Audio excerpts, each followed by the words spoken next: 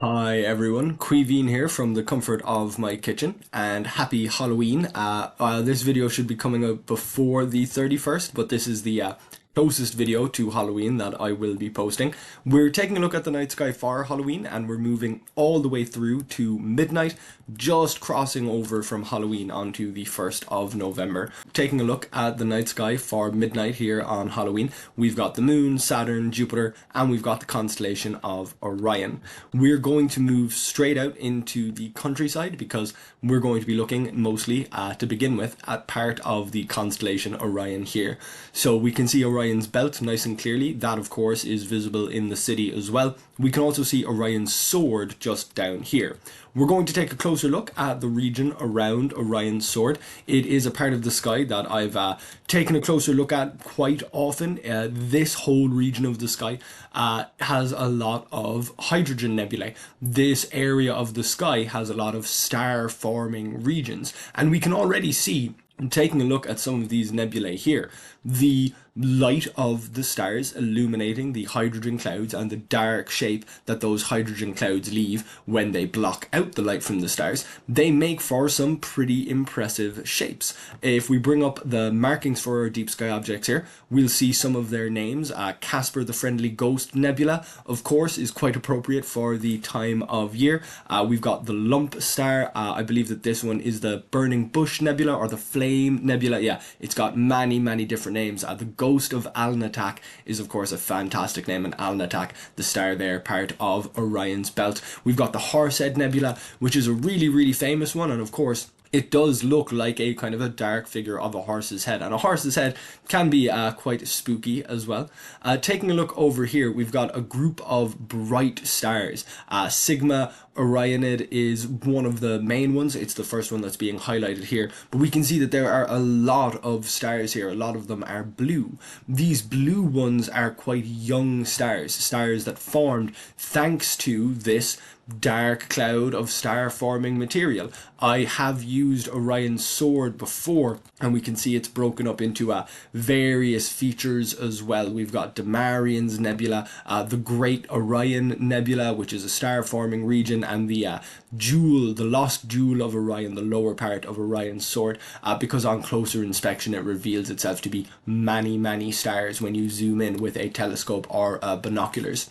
These are regions where stars form, but they're not just regions where stars form. When a star forms in these clouds of dust and gas, they very often have their own disks of dust and gas around them. And these disks of dust and gas are what eventually go on to form planets. So just here we've got a planetary system. This is one that would have already formed because a planet has been discovered orbiting the star. It's down here as Mayrit 260182, so it doesn't have a particularly catchy name, which is of course the case for many exoplanets. But exoplanets need to form. They come from somewhere. They don't just come out of nowhere. They come from the disks of dust and gas that are around the star as the star is forming. So we can see another couple of exoplanets here. These are the exoplanets that have already formed that we can detect because of the way they block out the light of the star as they orbit it around, or because they're big enough or warm enough that they can be seen reflecting light in images. So a lot of these ones here were discovered via imaging. The transit method is the kind of more old-fashioned, I suppose, also a very common way of discovering exoplanets. But these exoplanets are ones that have already formed. Because these regions are so rich in stars and so rich in dust and gas, they're also regions where new planets are still forming, just beginning to turn into solar systems. Stars and planets often sort of form together like that, but there are so many examples of these objects getting formed. Some of them sit on the boundary between a star and planet. Some of the stars in here are binary star systems. Here's a double star, two stars co-orbiting together. Not every disk of dust around a star is going to turn into a planet. Some of them are big enough to form stars themselves, and that's one of the way that binary stars can form. If there's a very small star orbiting around a big star, it's often the case that the smaller star actually formed around the larger star rather than just being captured because they were close together. The disk around a star can turn into planets or stars or into objects that are right on the middle. In our solar system, Jupiter is the biggest planet. We have found planets bigger than that, and we have found large stars with much, much smaller stars orbiting around them. So we're going to turn around towards the north here. Yeah, there's Cassiopeia. So if we spin around a little bit here, yeah, looking almost towards the south, just quite high, almost towards the zenith here in the south or southwest is Andromeda and the Andromeda Galaxy. We're going to look for the star Kappa Andromedae. So as we zoom in here, we've got their names coming up. It may be a little bit quicker to search for it. So there is our Kappa and Andromeda, because it's so high in the alphabet. There's Kappa Andromedae. So we can see it is a very, very small star. This is a double star, so it's composed of Kappa Andromedae A and Kappa Andromedae B.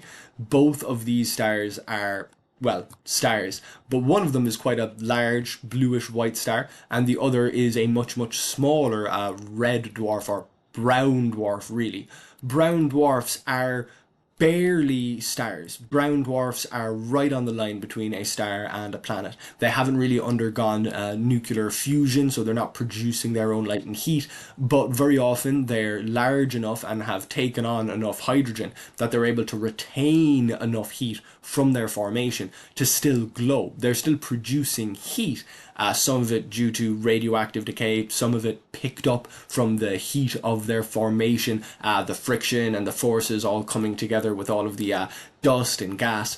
But although they are almost stars, they're not. They're bigger than Jupiter, but they're still smaller, too small to undergo nuclear fusion and truly become stars.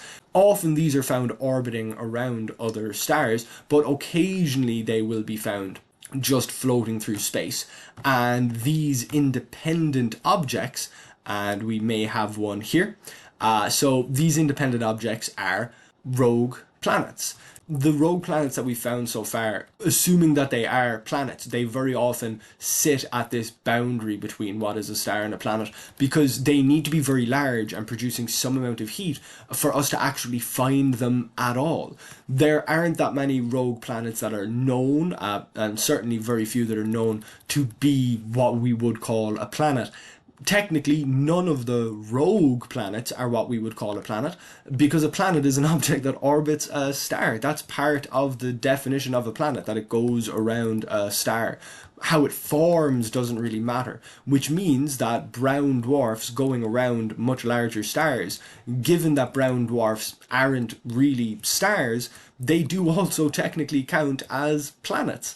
So in systems like the Kappa Andromedae system, they do sit on a line between what is a binary star system and what is a solar system, an exoplanetary solar system, because they are, in a way, planets. But they are also very similar to stars, being big balls of hydrogen.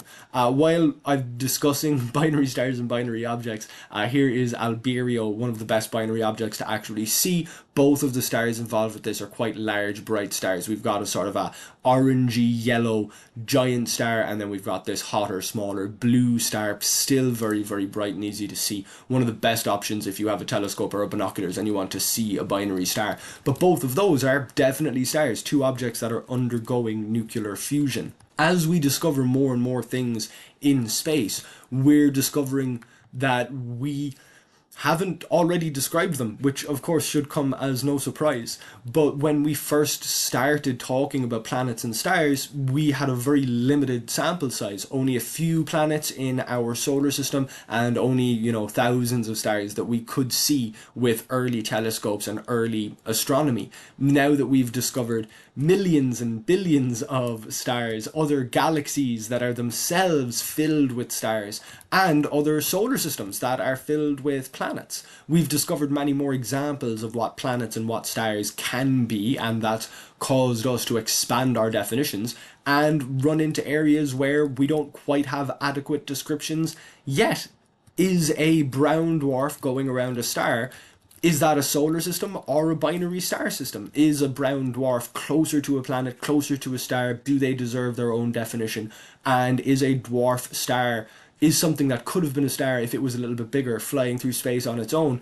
Is that a rogue planet? Is anything that flies through space on its own a rogue planet? Are planets only those things which orbit stars? These are all great questions that we still have to answer, and a lot of the subjects of these confusing questions are in very famous parts of the sky that we can go and take a look at even tonight on Halloween. So I hope that you enjoyed this video. If you did, please do like it. If you like this kind of content, then please subscribe to my YouTube channel. And if you'd like to read some of this information, you can do so on my website, queevinscontent.ie. Once again, happy Halloween, and thank you very much for watching. Hopefully I'll see you back here next time.